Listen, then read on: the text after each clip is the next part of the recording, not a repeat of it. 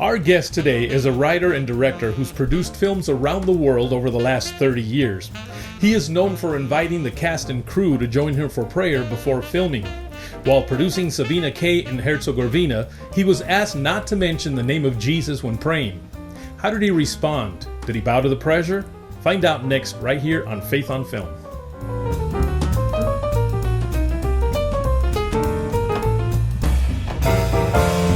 Hello and welcome to Faith on Film.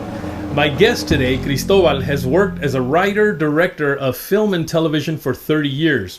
Helming productions in more than 20 countries, his career began in Latin America, where he is widely known for the films Ropa Nueva para Felipe, you like the way I said that, Ropa Nueva, and Con Quién te vas. Other feature film credits include the award-winning Final Solution, More Than Dreams, First Landing, Undaunted and Sabina K. Cristóbal, welcome to Faith on Film. Thank you, Isaac. Isaac. Yeah, you know, either way. I like saying Cristobal. It just, I don't know, there's something about Cristobal. I like how you say it because most people in the USA don't pronounce it properly. What do they say? Cristobal? They say Cristobal or... Yeah, no, I like Cristobal. Well, anyway, Cristobal, you know what? This first part of the show just traditionally has been how we get to know who you are, how the audience gets to know a little bit about who you are. So in about 6 minutes, why don't you tell us your entire life story? Well, I was born many, many moons ago in Tampa, Florida, and I grew up there until about the age of 16. At which point I went off to a boarding school up in the northeast. Later went to college in the Northeast, and I began to get interested in filmmaking, even from the college years. My interest began more from the standpoint of the potential that I saw in film to tell a story. Right. Because earlier, even in high school, even before high school, I had thought that what I'd really like to do in life, I thought that my career path would lie along the lines of being a writer. And I was thinking I could be a novelist, or a poet, a storyteller. This is what really intrigued me as a young person. And I thought that's what I would do, except when I started to watch films in college where they were showing old classic films from many countries around the world. I saw films from Russia and Poland and Italy and France and Japan and, of course, American films. And I thought to myself, wow, this is how I could tell stories but also do a lot more, because films involve, obviously, imagery. And I was very fascinated with photography. It combines music. I love music. And so I began to feel that, you know, what I'd really like to be in life is a filmmaker. Now, this was in the 1970s, so there were people studying film at film schools back then, but nowhere near as many as you have today. Right. And yeah, so I actually left that particular college in the Northeast and transferred for a year to the University of Texas in Austin, and then later NYU in New York City, where I got my degree in filmmaking. And I thought, well, here we go. I got my degree now as a filmmaker. Now I'm going to make the great American movie. And some of my classmates had moved on to LA, and I thought that I would follow. But it didn't work out that way in my case, because I got bit by the truth bug, put it that way. The truth bug is this bug that bites you and says, is this all there is? Is this, I'm sitting at a wooden desk. Is this all there is in life, the material world, what you see with your physical eyes? Is that it? Or is it possible that there's something more beyond the observable physical world? And what if there is something more, what is it? And that prompted a spiritual search. And that began when I was around 27 years old, 26 perhaps. And I literally went through all the world religions, the major world religions, read their holy books. This included Hinduism, Buddhism, Islam, and various cults and weird things too. And the last religion that I investigated, if you will, was Christianity.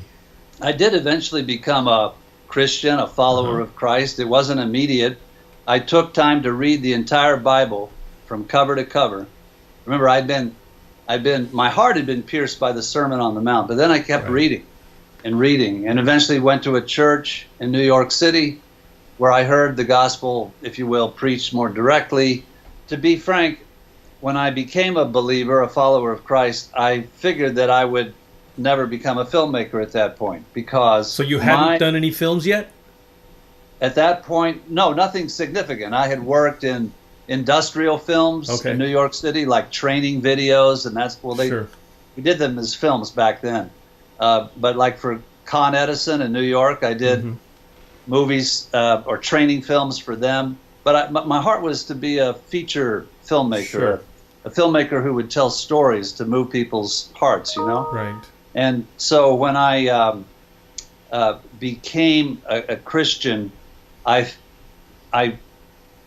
sort of did God's thinking for him, if you will, and I said, well, clearly, God, you don't want me to be a filmmaker, otherwise I wouldn't have become a Christian. And you see, I didn't have a mentor, really, and I didn't grow up in a Christian home, nor did I grow up in this current day and age where it's a no-brainer that you can serve God as a filmmaker.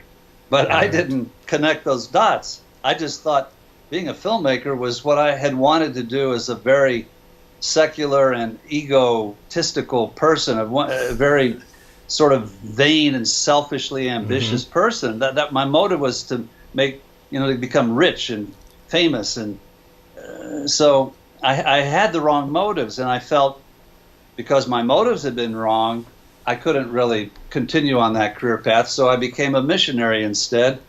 But I wasn't really fulfilled doing that. But I will say that now that I am a filmmaker and a follower of Christ, I am what I call a missionary filmmaker. There you go.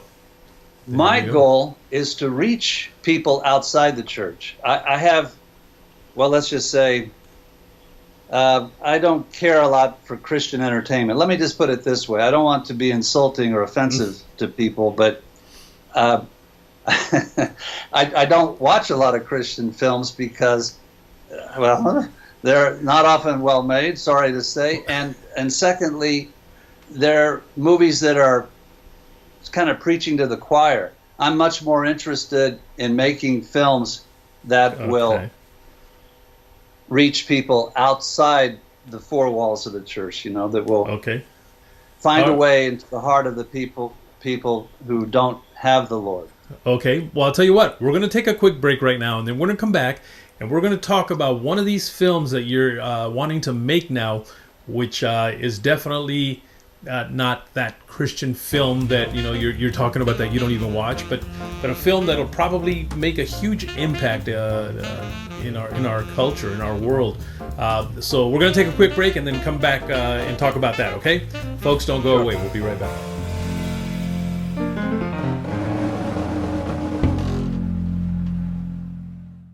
Only one university in the nation was chosen to demonstrate at the World Equestrian Games, and it's the only Christian university in the South offering an equine management major. Only one university produced the video leading into coverage for the Games, and it's the only university with students hired as part of a broadcast crew for 9 Olympic Games. One university equipping students for a lifetime of leadership and service. Asbury University. Start here, impact the world. Cell reproduction, more than duplication. It's careful selection and organization, ensuring the perfect balance for development and growth. Powerful, so is our programming. Parables, the leader in empowering entertainment. Parables. Be empowered. Start your free trial today.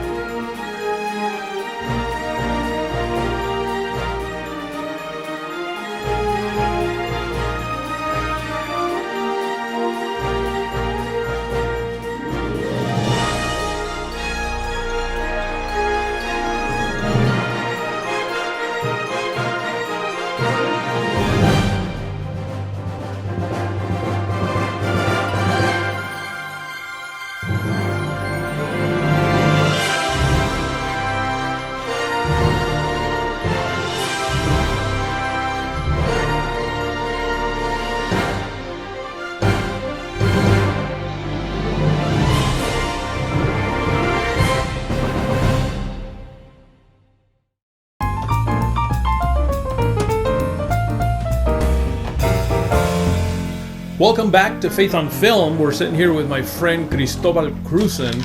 And Cristobal, you just talked about a little bit on the first segment about, these movies that you're not really all that thrilled with, these Christian movies that just seem to be preaching to the choir.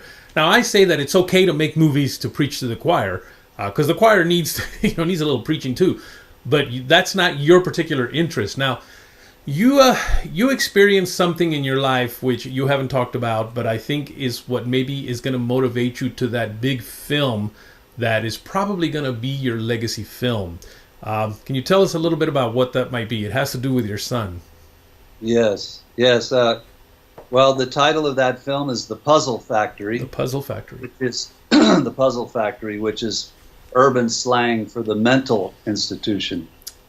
Oh. And my son, my firstborn child, my son Daniel, suffers from mental illness. He was diagnosed with schizophrenia as a teenager, 17 years old about, and he is currently institutionalized, sadly. Yeah. And he is also 36 years old. So we're talking about now more than half his life he has been in a mental hospital. And I want to give a comprehensive picture, mm-hmm. but part of giving you that comprehensive picture is not stopping there saying that he's in a mental right. institution, because he is also very aware and very we're very hopeful that he will be able to leave that facility in the near future, because he has been getting mm-hmm. better. His illness has been more contained. Just speaking frankly, the primary reason that he's had to be institutionalized is that he could be physically unpredictable. He might just right. be assaulted, Mm-hmm. So he doesn't have a criminal record. He's not a criminal, but because he can be dangerous to the public, or has been in the past, that's what has required his hospitalization. And as I say, he's gotten much, much better. Those incidents of physical aggression are very few and far between now. But to your question about the movie, I honestly didn't want to make this movie. He's 36 now, so what is that, 19 years now? I've been walking alongside my son with this mm-hmm. illness that he has, and it's been a very long journey. It's not over. I came to the conclusion a few years ago that it would be a beautiful thing to tell his story in film. Mm-hmm. And it would also be a way to help other people. Yes. So I began writing the screenplay about 1.5 years ago. And I ran into, we'll call it writer's block, after I got off to a really great start. In fact, I had mapped out the story in my mind mm-hmm. and thought this will be not a piece of cake. No script is ever really a piece of cake, but right. Yeah, I thought it would flow easily, but I hit a wall. I hit a roadblock there that I just couldn't seem to get around, and I couldn't figure out why. Because I had the beginning, and that was solid. I knew the end, and I even thought the middle was solid. But when I got to page 40, I realized that, my goodness, the story is wrapping up, and it was meant to be a feature-length film. That's 95, 100 pages in length, and something is wrong, something's off. And in analyzing it and praying and taking many months actually of just meditating on this and mm-hmm. trying to come to some understanding of what was wrong, it dawned on me that the character of the father in the story needed to have a realization that it wasn't just his son who was suffering in this mental hospital where the story is taking place. Mm. It was the dozens of other people around his son. Right. All had their own peculiarities and their own particular story and specific story and illness and all. And as he began, the father figure in the story began to open up to these other characters because he couldn't find his son.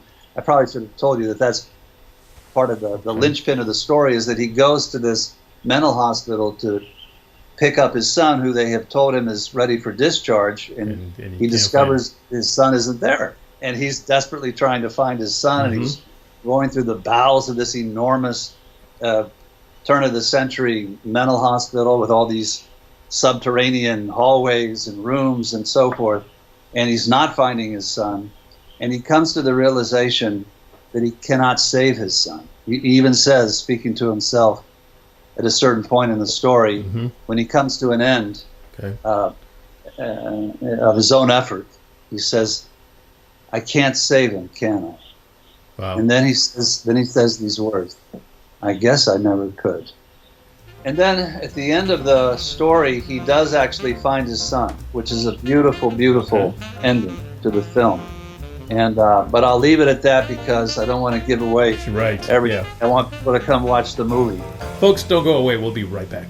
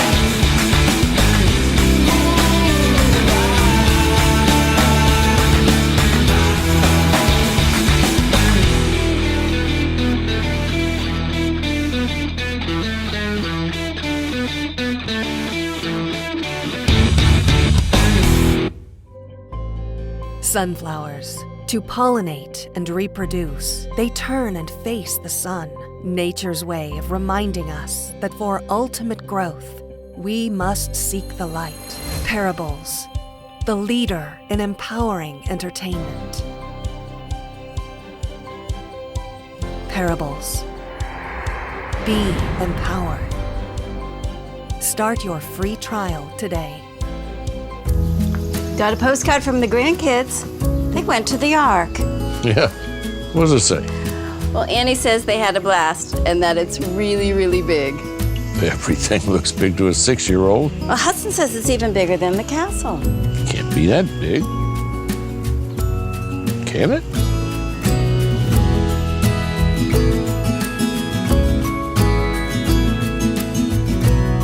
Go ahead. Think bigger.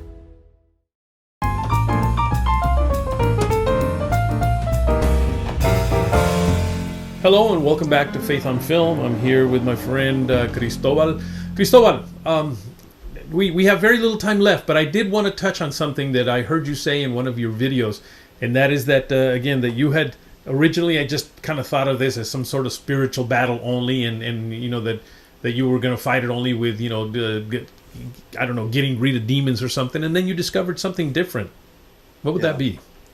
Yeah, well, the biological root of mental illness. And yes, I didn't grow up in a Christian home, but there seems to be, by and large, the thinking, and at least a large segment of the church, that mental illness, first of all, it's highly stigmatized. We know that. Yes. And people look down on others who suffer from mental illness. And then there's sort of the perhaps unstated fear and opinion that the person suffering with mental illness has a demon, and that's all it is. And if you cast out the demon, then he's all better. Completely better. And you know, to be frank, you read the New Testament, and Jesus did cast demons out of people, and so I don't naysay that at all. I mean, to the contrary, that's my fervent prayer for my son to be completely healed and clothed and in his right mind, if you will. But I also have become convinced that there is a medical component to all of this too. And it's tied to the human biology. There is a medical, physical component as well to mental illness that needs to be understood and treated. And beyond all that, whether there's a demon or not a demon, the mentally ill should be treated with love and respect. Yeah. That's even more important. I agree. Because when we love other people, then we're actually being like God, you know? Yeah. Well, I imagine this film is going to educate us all on maybe how to deal with this and like you said, how to it's look differently. It's not a documentary. Sorry. It's not a documentary, which is going to make it interesting that it's like you're watching somebody's real life story, but hopefully it will teach you something. Yes. Yeah, that's right. I call it semi-autobiographical in the sense that I do tell, his name is Daniel, my son Daniel, I do tell Daniel's story, the family story, my story as his father. It's all there in a way. Wonderful. But it's packaged in a very kind of creative manner as well. Take a lot of artistic license. Wonderful. But it is inspired by the true story of Daniel Krusen and his father and his siblings and the whole family. So that's terrific. Now, how can people keep up with what you're doing, your progress on the film, or how can they help? Can they reach out to you somewhere? Do you have a website? Can they write you an email? Yeah, of course. Well, the website to our ministry is messengerfilms.com. Okay. Maybe you can super that on the screen. Oh, yeah, it'll be right down there. Okay. Messengerfilms.com, and you can, surf or browse through the website, and you'll find the Puzzle Factory there. But you can also just go straight to the movie's website, which is puzzlefactorymovie.com. All right. We have a Facebook page, the Puzzle Factory Movie, and we have an Indiegogo campaign that's going on right now. Okay. We're wanting to get an A-list actor to play the lead role of the father in this movie. So we need your prayers for that, but we also need your financial help, because though we are low budget, the budget for the film qualifies as a low budget for a SAG film, Screen Actors Guild film. Okay. We want to just pay scale. We're not going to pay an A-lister $1 million because we won't have that kind of money. Right. We're hopeful that we will find an A-lister who will be attracted to the subject material and feel it in his heart to come on board with us. I see this role, the role of the father, as the opportunity for a tour de force performance from whoever plays that part on the screen. All right. Well, folks, I'm going to ask you to follow him, write him. Yes. Yeah. I said, go to Indiegogo.com and look up the Puzzle Factory movie, and that's how you'll find about our campaign. Fantastic. Folks, you have it all there. Just go and check out the campaign, look at his website, write him, let him know you're praying for him, and help him out as much as you can to get this movie made. Cristóbal, thank you so much for taking the time to be with us today and telling us your story. I know it got a little deep there because it's such a personal thing, but thank you for being so transparent, all right? And let me introduce you to one of my granddaughters, Sophia. Oh, how cute. Go full screen there so we can see her. Oh, how cute. Say hi, Sophia. Hello. All right. Thank you, Cristóbal, again. And, again, for being with us. Folks, don't go away. We'll be right back.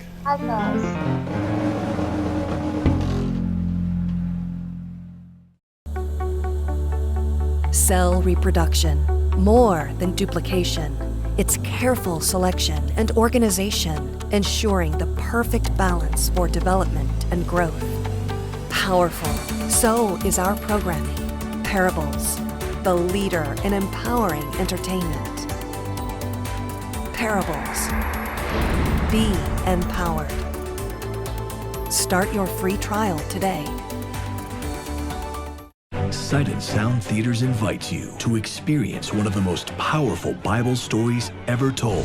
Samson, you're going to deliver our people from the Philistines. God gave him the strength to fight thousands. Where does he get his strength from? Nobody's that strong. But his greatest challenge will be living with his own choices. Who are you? Delilah. We want you to find out the secret of his strength. We will destroy Samson. Playing in Branson for one last encore season. Get ready for a mighty adventure for the whole family. You are my rock and my strength. Be with me today. Samson, live on stage at Sight and Sound Theaters in Branson, Missouri. I wonder how long a dolphin lives. I wonder if they can make cookies in space. I wonder when people started brushing our teeth. I wonder if people and dinosaurs ever lived together. Want to find out?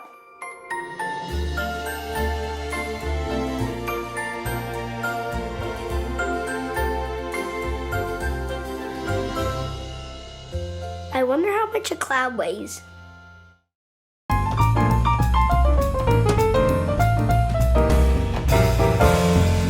Welcome back to Faith on Film. I want to thank you for tuning in today, and I want to thank my friend Cristóbal for being so transparent with us today. I want to make sure that you write him. Now, it's possible that the Indiegogo campaign will be over by the time this program airs. We did tape it a few months before you actually get to see it. But nonetheless, just go to his website, and I'm sure there's a way that you can still continue to help him. So just go to it and check it out and see what you can do. At least let him know you're praying. Also, of course, write me. Let me know how you like these programs. Simply write me at faithonfilmtv@gmail.com. And of course, follow me on Facebook, Instagram, and Twitter at faithonfilmtv. Remember, if you want to maintain a healthy soul, feed your soul healthy entertainment. Until next week, take care.